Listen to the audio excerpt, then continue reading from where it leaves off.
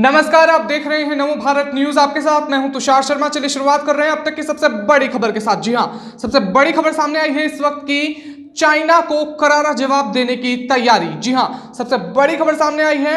मगर दोस्तों, खबर को बताने से पहले मेरा आपसे एक सवाल है कि क्या, जैसे मैंने आपको पहले बताया था पहले की वीडियो में, जो श्रीलंका, मालदीव और भारत के साथ जो बैठक हुई थी उसमें जो साझेदारी हुई है, आप उससे सहमत हैं या नहीं? आप हमें अपने विचार नीचे दिए गए कमेंट बॉक्स में लिखकर जरूर बताएं। जब ऐसे हालात हैं चाइना के साथ तो जरूर आपके विचार जरूर बताने चाहिए आपको। तो आप जरूर हमें बताइएगा कमेंट बॉक्स में लिखकर, तो आपको बताते हैं कि खबर है क्या। मगर उससे पहले मेरी आपसे दरख्वास्त है कि आप इस वीडियो को अंततः जरूर देखें, ताकि आपको ये सूचना मिल सके कि चाइना को करारा जवाब कैसे मिला है। जी हां, और इसे लाइक और शेयर जरूर करें। तो आपको बताते हैं जल्दी से। जल शक्ति मंत्रालय का कहना है कि चीन डैम के नकारात्मक प्रभाव को कम करने के लिए अरुणाचल प्रदेश में ब्रह्मपुत्र पर एक बड़े बांध यानी कि डैम की जरूरत है। डैम बनाने से भारत के पास ज्यादा पानी स्टोर करने की क्षमता होगी। वह चीन की किसी भी हरकत का जवाब दे सकेगा। जी हां, ये ब्रह्मपुत्र पर एक डैम बनाने की तैयारी हो रही है ताकि एक जो क्षमता है भारत के पास पानी स्टोर करने की वो और बढ़ जाए। जी हाँ, तो आपसे मेरा ये मैं जानना चाहता हूं कि क्या आप इससे सहमत हैं कि जो भारत वहां पे ये डैम बनाने की प्रक्रिया शुरू करने वाला है, तो आप इससे सहमत हैं या नहीं? आप हमें अपने जवाब नीचे दिए गए कमेंट बॉक्स में लिखकर जरूर बता दें।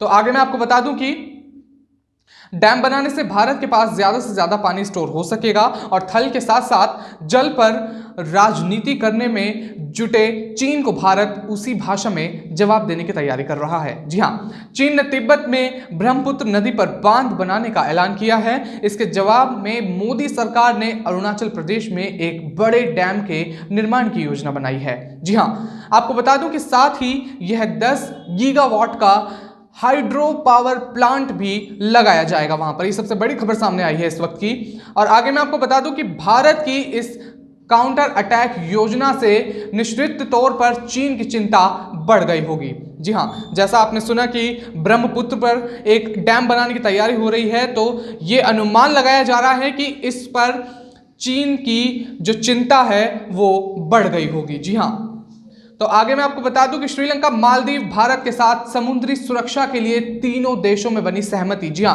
ये मैं बात कर रहा हूं कि जो कुछ दिनों पहले एक बैठक हुई थी श्रीलंका और मालदीव के साथ, तो उसमें क्या उनके प्रस्ताव रहे, चीन के क्या उसमें विचार रहे उन दोनों के भारत के साथ, तो आपको मैं बता देता हूं जल्दी से कि बैठक के बाद जारी संयुक्त बयान में कहा गया है कि संयुक्त अभ्यास के अलावा मानवीय अधिकार पर सहयोग, समुद्री सुरक्षा, पर्यावरण जैसे मुद्दों पर विमर्श हुआ है।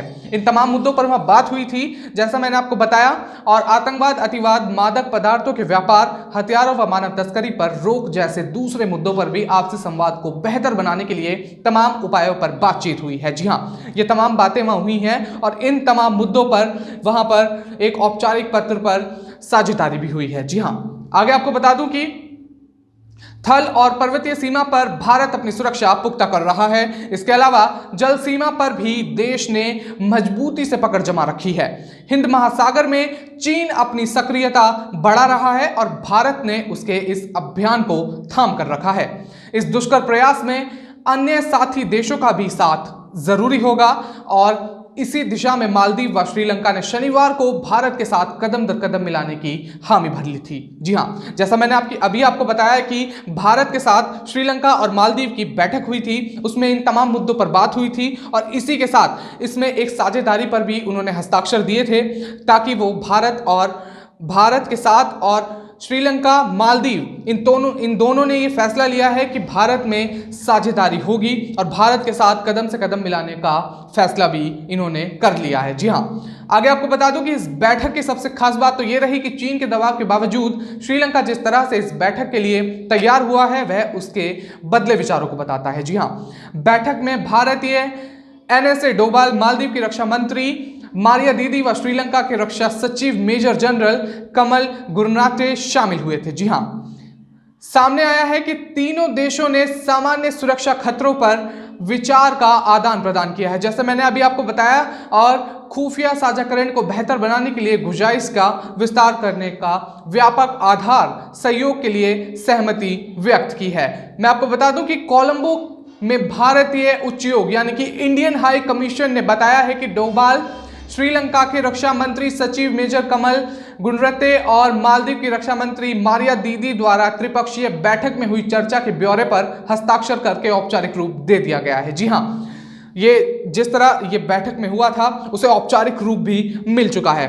तो अब हम सीधे नजर डालते हैं चीन के करारे जवाब के ऊपर। जी हां, जैसा आपने अभी सुना कि मालदीव और श्रीलंका भारत के साथ कदम दर कदम मिलाने में हामी भर चुके हैं, तो अब सीधे नजर डालते हैं कि क्या चीन को करारा जवाब मिलने वाला है ब्रह्मपुत्र रिवर पर डैम बनने के बाद। जी हां, जल शक्ति मंत्रालय के वरिष्ठ अधिकारी टीएस मेहरा ने कहा कि चीन डैम के नकारात्मक प्रभाव को कम करने के लिए अरुणाचल प्रदेश में ब्रह्मपुत्र रिवर पर बड़े बांध यानी कि डैम की जरूरत है।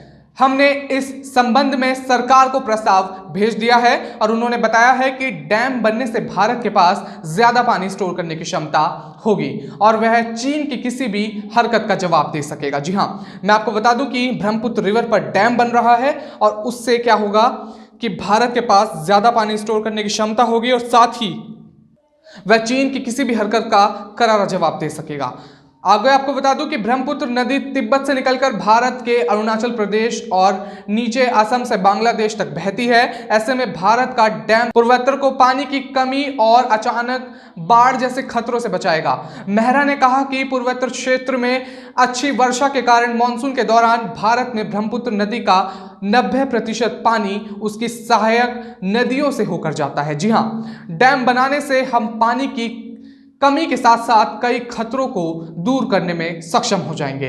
टीएस मेहरा ने आगे कहा कि चीन ने कहा कि इस प्रोजेक्ट से भारत पर कोई असर नहीं पड़ेगा, ऐसा बोल रहा है चीन। जी हां, आगे आपको बता दूं कि लेकिन उन्होंने कहा कि हम नहीं जानते कि उनका भरोसा कब तक किया जाएगा। आगे आपको बता दूं कि ट्रांस बॉर्डर नदी समझौते के मुताबिक भारत और बांग्लादेश को ब्रह्मपुत्र का पानी इस्तेमाल करने की अधिकार है। जी हां, भारत ने चीन के अधिकारियों से समझौते का पालन करते हुए कहा है कि साथ ही यह भी कहा है कि नदी के ऊपरी हिस्से में किसी भी गतिविधि से निचले हिस्से में बसे देशों को नुकसान ना हो। जी हां, गौरतलब है कि लद्दाख में पिछले कई महीनों से भारत चीन सीमा के बीच तनाव बना हुआ है।